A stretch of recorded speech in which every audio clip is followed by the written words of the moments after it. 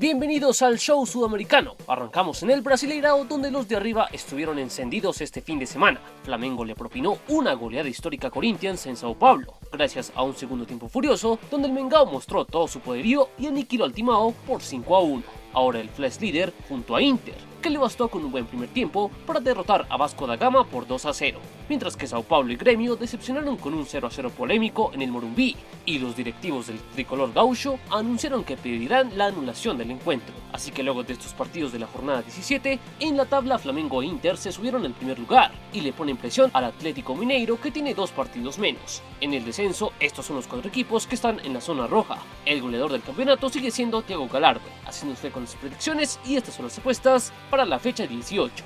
Pasamos a Argentina, donde al fin hubo novedades en cuanto a la vuelta al fútbol, con la fecha oficial del regreso a la acción y con el sorteo de la Copa de la Liga Profesional de Fútbol, que se realizó el pasado viernes y el cual dejó estos grupos, donde, como les comentamos hace un tiempo, los 24 equipos de primera se dividieron en 6 zonas de 4 equipos cada una. Para la gran mayoría, la zona más dura es la de Boca, ya que agrupó a 4 clubes que no bajaron del top 12 de la pasada Superliga. Los encuentros de esta fase se disputarán en principio entre el 30 de octubre y el 7 de diciembre, cuando culminen las 6 fechas de esta primera etapa. Recuerden que, como comentamos hace semanas, los 2 primeros de cada grupo irán a una zona de campeonato y los 2 últimos irán a la zona de complemento. En ambas fases, los 12 clasificados se dividen en 2 grupos de 6 equipos cada uno, y a partidos de una sola vuelta sacan un ganador de cada zona, donde en la del campeonato los finalistas jugarán por un cupo a la Libertadores 2021, mientras que en la del complemento la pelea es por un puesto en el repechaje, donde el ganador del complemento jugará con el subcampeón de la zona campeonato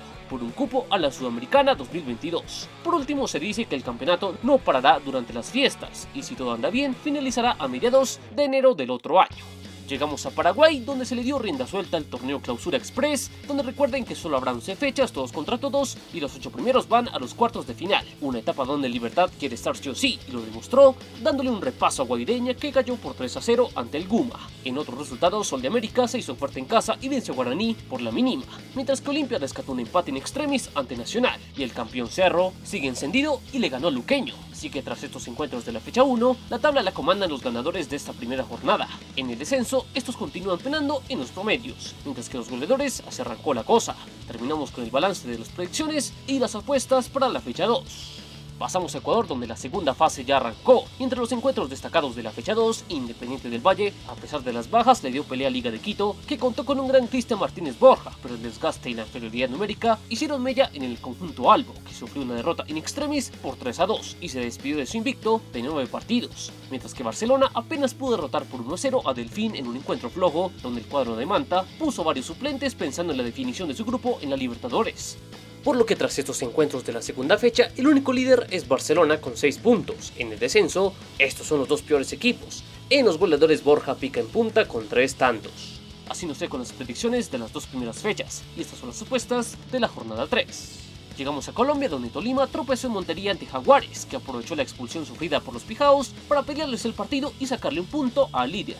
Mientras que en el clásico de la fecha, Nacional y América regalaron un emocionante 2-2 que evidenció la irregularidad de los verdolagas y la fragilidad del América para cerrar partidos. Mientras que Millonarios se aferra al milagro y, a pesar de toparse con un gran Mosquera en el arco, derrotó a Patriotas por la mínima y ya suma 2 triunfos al hilo. Así que luego de los partidos de la fecha 15, en la punta todo sigue apretado y Tolima continúa a la cabeza. En el descenso, estos son los candidatos a caer de momento. En los goleadores, Jader Orbán lidera con 7 tantos. Así nos fue con las predicciones y estas son las apuestas para la jornada 16.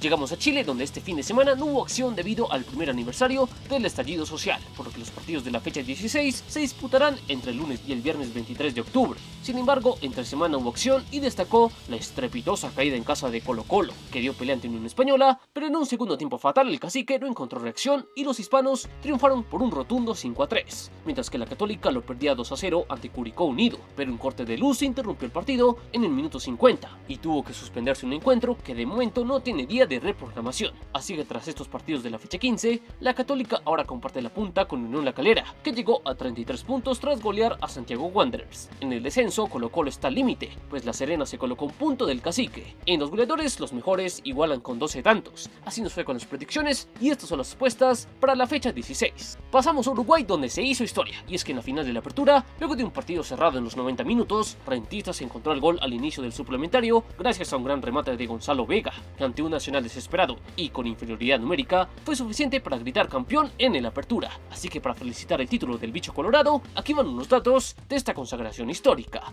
Rentistas con el apertura logró su primer título en primera división en 87 años de historia y ya tiene un cupo asegurado en la semifinal del campeonato, donde enfrentará al ganador de clausura. Todo esto luego de conseguir el ascenso hace apenas unos meses, ya que estaba en segunda en 2019. El técnico Alejandro Capuzzo también ganó su primer título como entrenador y se convirtió en el 20º que gana el apertura uruguayo, y el bicho cerró un torneo invicto ante los grandes, ya que en el todos contra todos había derrotado 2-0 a Nacional y había empatado a 2 ante Peñarol, equipos que comenzaron el intermedio con resultados irregulares, pues los Mirasoles cayeron ante River Plate, mientras que Nacional superó por la mínima a Fénix. Así que veamos las tablas luego de esta fecha inicial del intermedio. Cerro Largo comanda el grupo A y Boston River lo hace en el B. En el descenso, estos son los tres peores equipos. En los goleadores los mejores se anotaron con 2 tantos. Y cerramos con las predicciones de la fecha 2 del intermedio.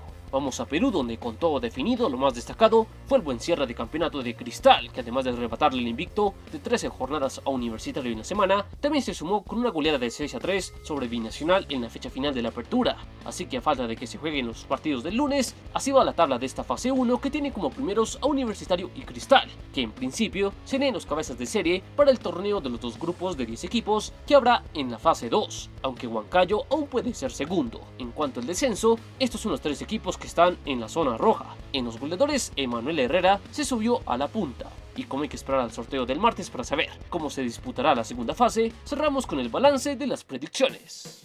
Pasamos a Bolivia, donde continúa el bloqueo debido a la guerra abierta que hay por la presidencia de la federación. Las últimas informaciones indican que ni siquiera el viceministro de Deportes, Augusto Chávez, pudo llegar a una conciliación en la interna de la FBF, luego de mantener reuniones con Marco Rodríguez, Robert Blanco y los 14 titulares de los equipos de primera división, sin llegar a acuerdo alguno, por lo que aún no hay fecha de regreso oficial del fútbol, y toda pinta que de suceder será el mes de noviembre, seguramente luego de la fecha FIFA. Así que de momento los equipos bolivianos se resignan a continuar con entrenamientos y amistosos de preparación. Los únicos que han disputado competencia oficial, como Wilstermann y Bolívar, afrontarán una semana clave para su futuro internacional, donde el aviador aspira a un puesto de octavos en Libertadores, mientras que Bolívar solo le queda defender su cupo a la Sudamericana.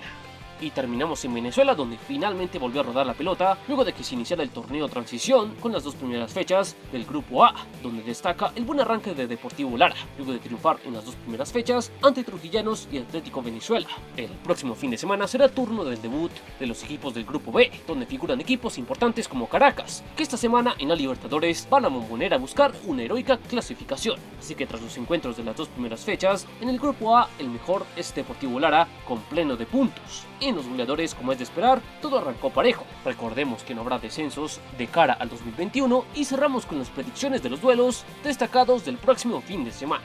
Y hasta aquí el show sudamericano. ¿Qué equipos crees que llegarán mejor? ¿Qué equipos crees que llegan mejor a este regreso de las copas? Yo me despido y será hasta la próxima aquí en Palabra de Gol.